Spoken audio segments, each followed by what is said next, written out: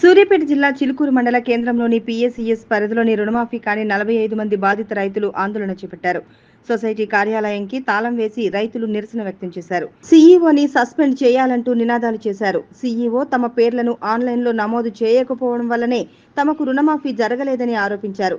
Kodad rural CI Ranjith Reddy ఘటనా స్థలానికి చేరుకొని ఆందోళన విరమింపు చేసే ప్రయత్నం చేశారు. నిరసన తెలియజేసిన రైతులను పోలీసులు స్టేషన్కి తరలించారు.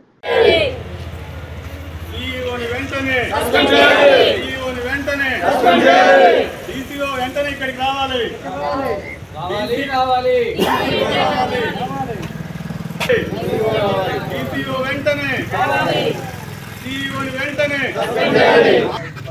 అప్పులు తీయాల్సి ఉంటేనే తాళం వేస్తే ఊకోరు.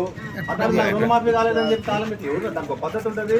ఇది అర్హత ఉందా లేదా, దేంట్లో ఆగింది, ఎందుకు ఆగింది, ఎట్లా ఆగింది, లిస్టులో కాదమ్మా, లిస్టులో ఉందా లేదా అని, లిస్టులో ఉందా లేదా అని తనకు సంబంధించిన వాళ్ళు ఉంటారు. వాళ్ళు ఇల్లు చేయకపోతే పై అధికారులు ఉంటారు.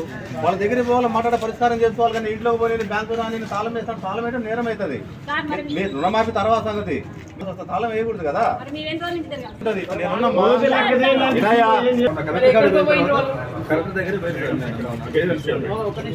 మొన్న గ్రేవెన్స్ లో అంటే ఇక్కడ వచ్చి మనకి మొన్న సోమవారం దాని మీద ఇవాళ చైర్మన్ వస్తే కూర్చొని మాట్లాడి మేము తెలుసుకొని మేము డీసీ కంప్లైంట్ చేద్దాం. యాక్చువల్గా చైర్మన్ వాళ్ళకి వాళ్ళు పన్నెండు పోయారంట. శుక్రవారం నాడు వస్తాను రండి. మేము పాల్పడుతూ చర్చించి దాని మీద రైతులకి ఎలా న్యాయం చేయాలి చర్చించేది మీరు చర్చిస్తారు, మేము చేయాల్సింది మేము చేస్తాము. కంప్లైంట్ రాయకుండా అర్థమైందా?